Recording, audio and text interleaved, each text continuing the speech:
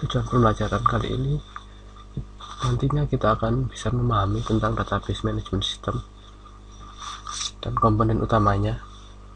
Yang kedua, memahami ER model dan dapat menggunakannya sebagai desain awal dari database. Memahami SQL, lalu memahami konsep normalisasi dan dapat melakukan normalisasi data. Baik, basis data atau database adalah suatu kumpulan data yang dapat digambarkan sebagai aktivitas dari satu atau lebih organisasi yang berelasi.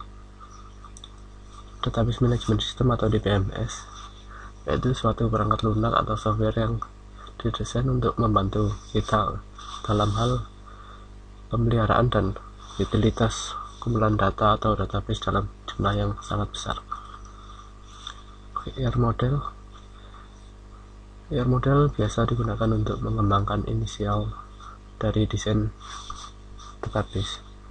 ER model digunakan dalam fase desain basis data konseptual. Ya, di dalam database terdapat entity atau entitas, atribut, dan juga himpunan entity. Entity adalah suatu objek dunia nyata yang dapat dibedakan dari objek yang lain. Atribut adalah bagian-bagian penyusun entity. Himpunan entity adalah kumpulan entity yang sejenis. Relasi dan himpunan relasi.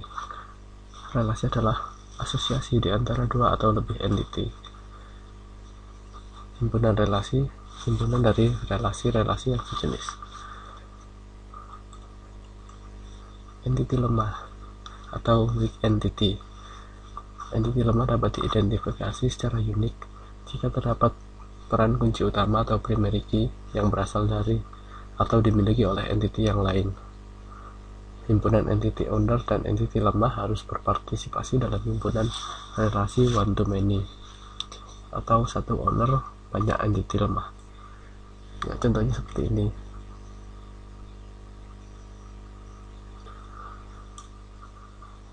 Lalu agregasi. Agregasi digunakan pada saat kita perlu memodelkan apa saja yang terlibat dalam suatu himpunan relasi.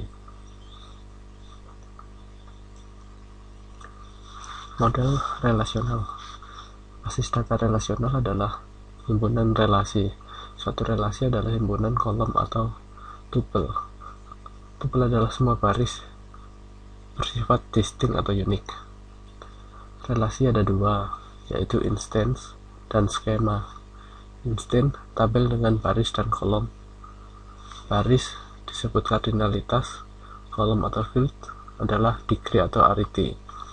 Sedangkan skema menentukan nama relasi plus nama dan tipe kolom. Batasan integritas atau integrity constraint. Batasan integritas adalah suatu kondisi yang harus bernilai benar untuk suatu instance dalam basis data. Misal, batasan domain dispesifikasi saat skema didefinisikan, diperiksa pada suatu relasi dimodifikasi. Instance dari relasi disebut legal jika bisa memenuhi semua batasan integritas yang telah dispesifikasi. Batasan integritas juga digunakan untuk menghindari kesalahan dari entity data. Maksudnya dari entry data. Structured Query Language atau SQL adalah suatu bahasa database relasional yang dibuat berdasarkan suatu standar. Bentuk dasar dari SQL yaitu seperti ini: select, distinct, select list, from list, where, kualifikasi. Normalisasi adalah perbaikan skema database. Normalisasi adalah proses untuk mengubah suatu relasi tertentu ke dalam dua buah relasi atau lebih. Nah, ini adalah bentuk normal pertama atau 1NF. Jadi suatu relasi dikatakan dalam bentuk normal ketika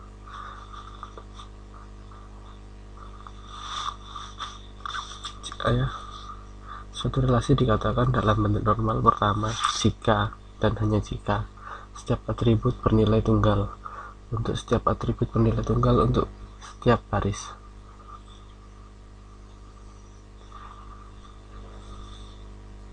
Jadi setiap baris ini memiliki data tunggal, memiliki satu hobi tunggal seperti ini. Lalu bentuk normal kedua, suatu relasi dikatakan dalam bentuk normal kedua jika berada dalam normal pertama dan setiap atribut bukan kunci memiliki ketergantungan sepenuhnya terhadap kunci primer atau primary key. Jadi seperti ini merupakan database sebelum dibentuk ke normal kedua.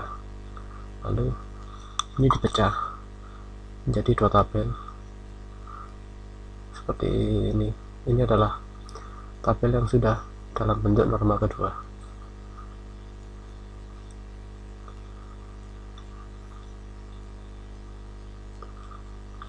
Oke, lanjut lagi ke bentuk normal ketiga atau 3NF. Suatu relasi dikatakan dalam bentuk normal ketiga jika berada dalam normal kedua dan setiap atribut bukan kunci tidak memiliki ketergantungan transitif terhadap kunci primer. Nah, jadi seperti ini.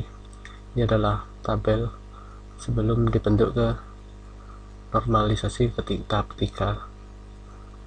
Lalu di bawahnya ini setelah dipecah menjadi dinormalisasi ke bentuk normal ketiga. Nah, tabel yang kedua ini tidak mengambil primary key pada tabel pertama, yaitu kode proyek.